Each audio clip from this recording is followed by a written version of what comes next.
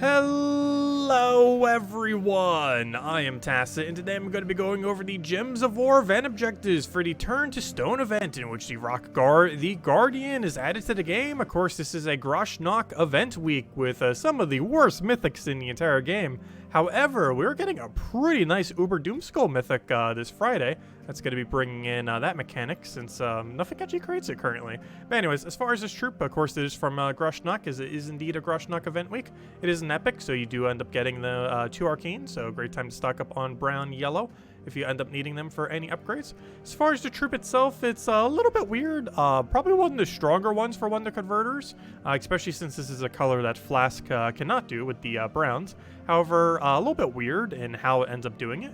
And the mythic that we're going to be getting very soon, not the one this weekend, but the one from the season pass, probably overall going to be a better double convert of sorts. But basically, this is a convert with a gem spawn. It converts all blues to skulls, and then it creates 1 to 3 brown mana potions. And of course, if the enemy is stunned, it ends up having that small extra chance to extra turn. And like all these troops, it ends up having the capability of placing that effect on its skulls. However, you're probably going to be doing this more so off of Titan's trait, where it stuns whenever the enemy ends up hitting you with a skull, as that's probably going to be a little bit more convenient than bothering to use this in first slot, even though it does have a little bit of skull reduction going with it. Overall, this could be okay. Probably not going to get used in much situations other than the current world event, and that's probably about as far as you're going to go with it.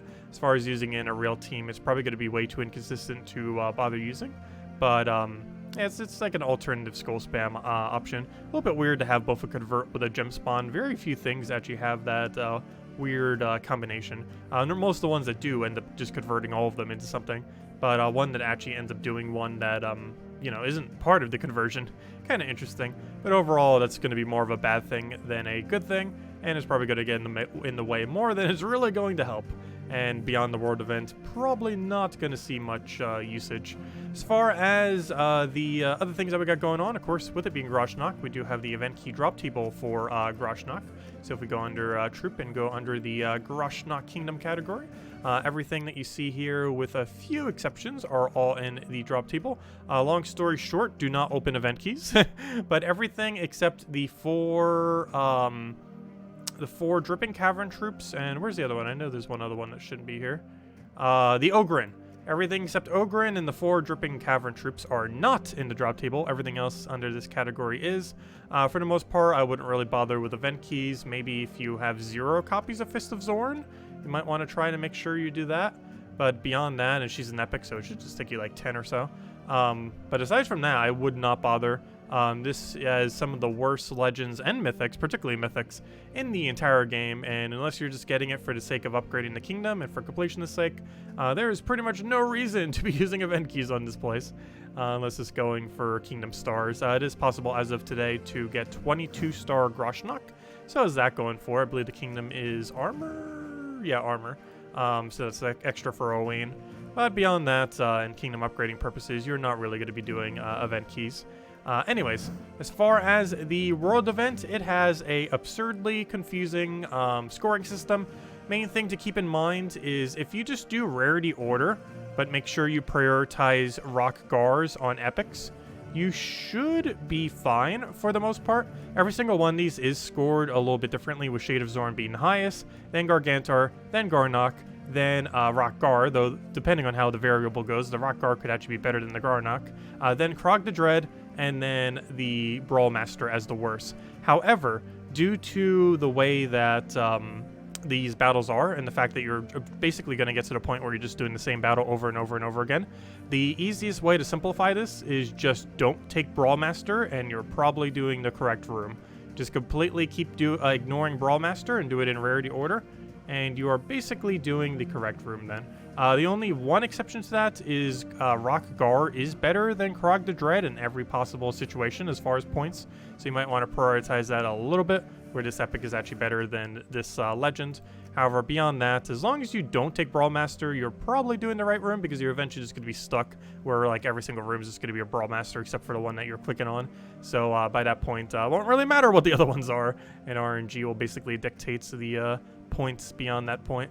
But anyways, that's basically the Ward event. As far as what we can use for it, a little bit of weird because we have to specifically use skull bonus. It is a skull bonus only, no spell increase, only skulls. Which is a little bit annoying. They did that the last time we were kind of in a Grosh-Nak restriction, though this one specifically Orc and Goblin. One nice thing about that, though, Goblin. It's not just Orc restriction. There's two good things about this. One is because it's a troop type restriction, we actually have access to every weapon in the game, so that's good. So any overpowered weapon you can just simply use and carry off of that if you want to go down that route. The other alternative is, of course, Goblins. So even though we do not have extra spell damage, you can still go a Goblin infinite loop and simply hope that you get skulls cascading onto the board and just kill them that way. And boom, you're good to go. You just infinite loop with the Goblin team, and then they don't do anything. And then you eventually get some skulls, and then you win. Not sure if that would be the most efficient way of doing it, but if nothing else, it'll clear the earlier battles a little bit quicker. You won't have the extra spell damage, but the skulls that will eventually come from all the board clear will, of course, do the boosted damage. You could, of course, try doing some skull spam things that are underneath the restriction. However, there aren't too many to end up doing it with. You do have Iron Gut, so you can cheese it completely out of Iron Gut if you want to go down that route as well. If you want Skulls, Fist of Zorn's probably a good way to empower into it. Of course, the new troop that we were talking about is also a okay way of doing it.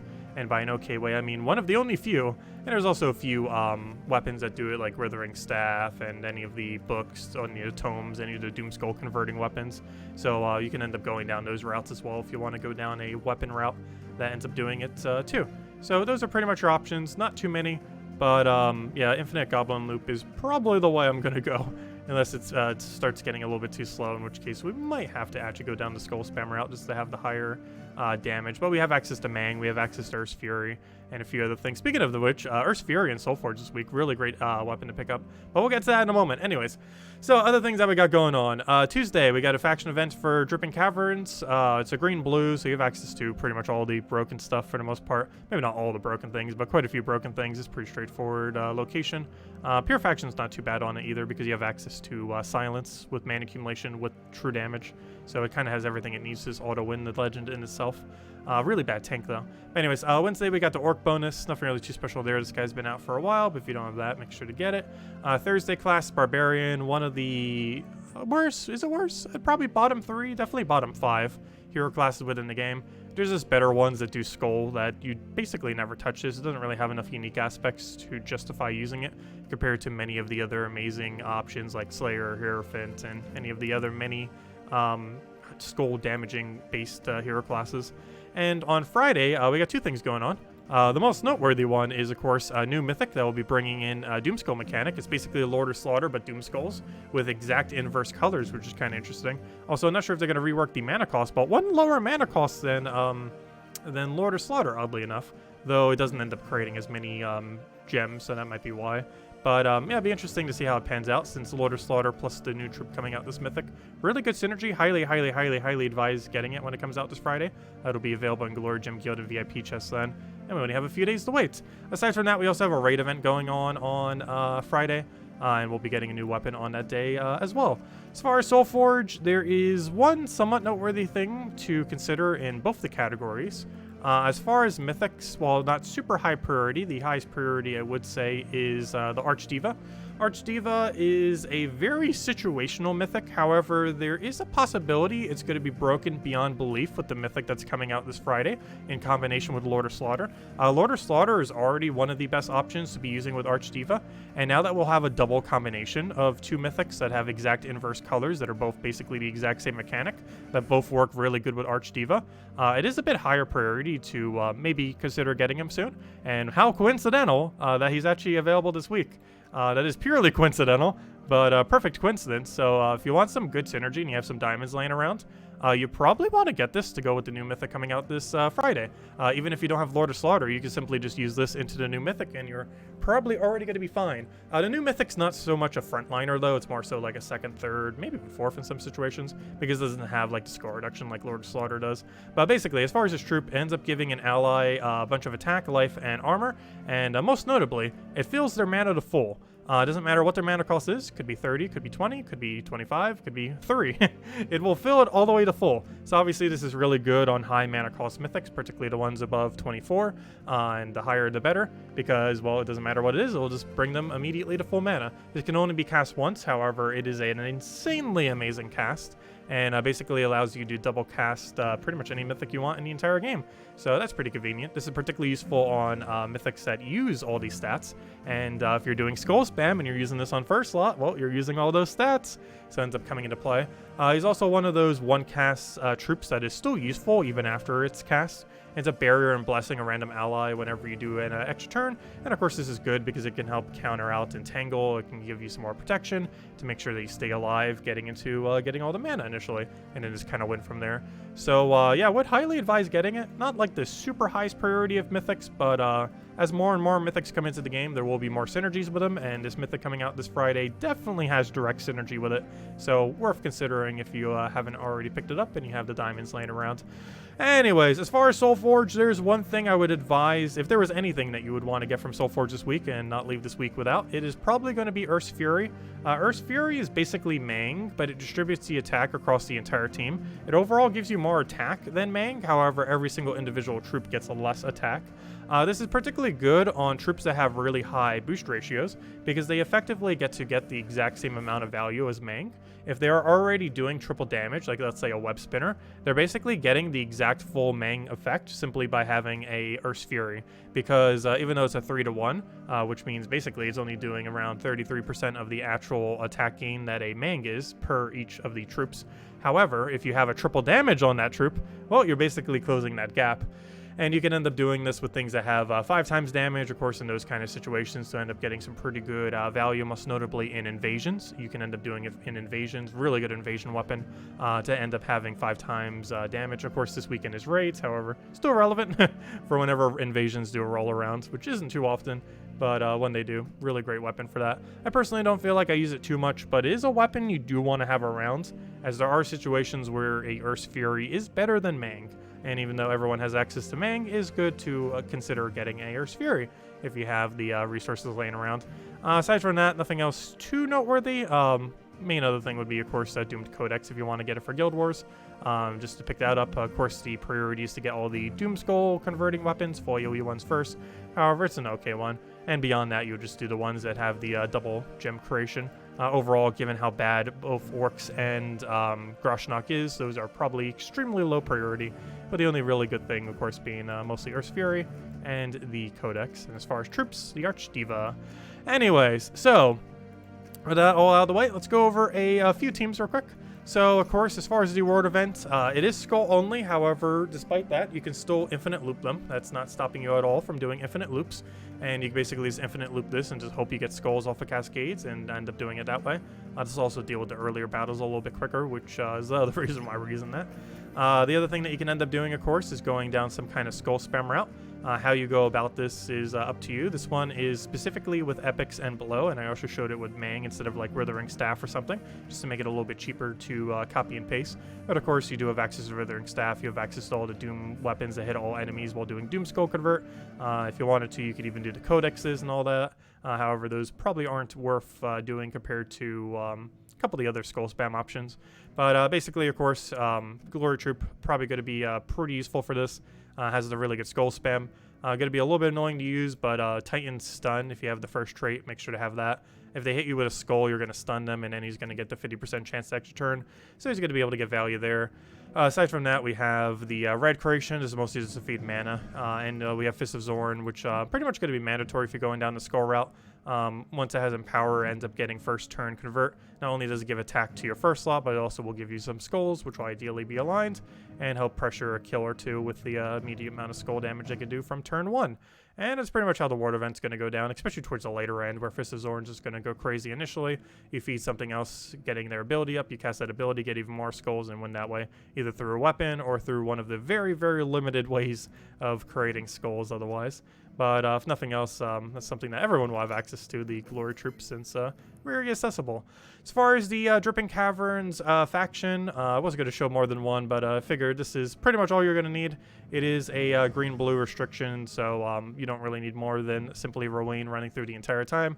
I know when I do it on Tuesday, this will be the exact team we're just going to be running down it, and you can run literally the entire way down the entire faction this way.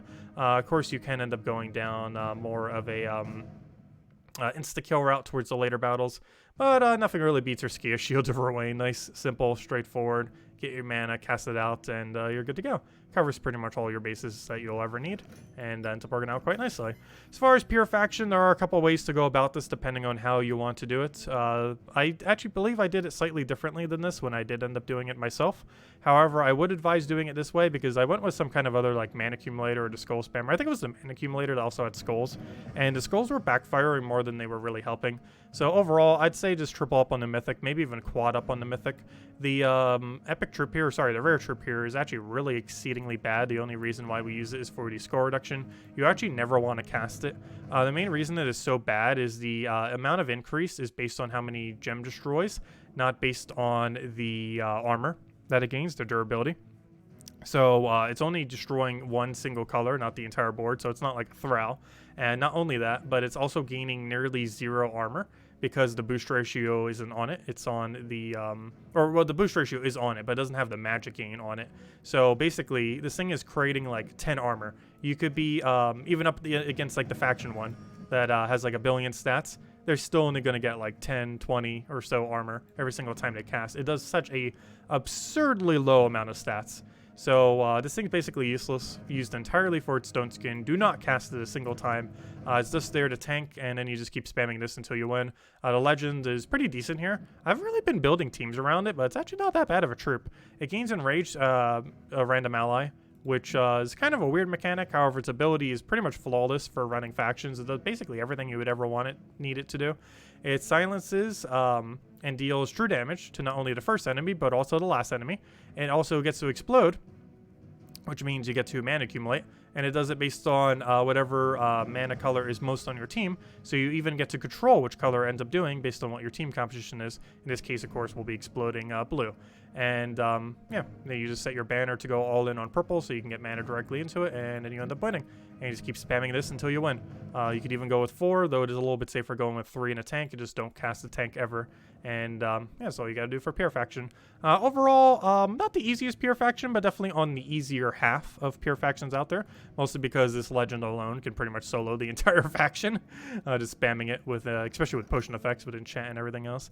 Anyways, aside from that, as far as the last thing that we got going on, the Barbarian class, pretty bad hero class. However, as far as running the event, just simply standard black manacle, quick kill is going to be perfectly fine. We're using Dark Song simply for the purple link, and you could triple up on Dark Song if you want. However, I do have a Fist of Zorn here. Main reason for this is there's normally that 100% revive off the one Drake, and if you don't want to set your hero class to have stun or run a stun in some way, the easiest way to deal with that is to have a follow-up, and Fist of Zorn can just cast after you get the kill on it, after you've killed out the entire team, and then the Skull Spam will end up killing it out. And yeah, that's mostly what Fist of Zorn is there for. Mostly just to clean up that 100% revive in those situations where it does end up reviving. And of course, the restriction is specifically orcs from Grosh-Nak, though your hero class can, as usual, be anything you want with any weapon that you want. But anyways, guys, that'll wrap it up for this video. If you still have any other questions, feel free to leave it in the comment section below. As always, we'll be covering stream tonight at 8 p.m. Eastern Standard Time, as we do every single night here on the YouTube channel. We'll be going over all of the weekly tasks for the chapter, as well as the new tarot card that ended up coming out. Of course, the thing that's going to be used for isn't going to be out yet. However, the tarot card itself is, so we'll be able to mess with that. It's basically just like a magic gain. Not sure if it's even going to be better than using Humility, but it does seem like it might be a little bit better than using the Sun, since you can end up magic spamming a little bit, so it has a little bit of synergy there. So see what we can end up doing out of it. Though, of course, the thing that it actually crafts is more so going to be the main reward than the actual tarot card itself, as most of them have been pretty underwhelming. But anyways, guys, I'll catch you guys later. Don't forget to go get the Mythic this Friday, as it is amazing, and I'll see you guys soon. Goodbye, everyone. And thanks for watching, as always. Greatly appreciated.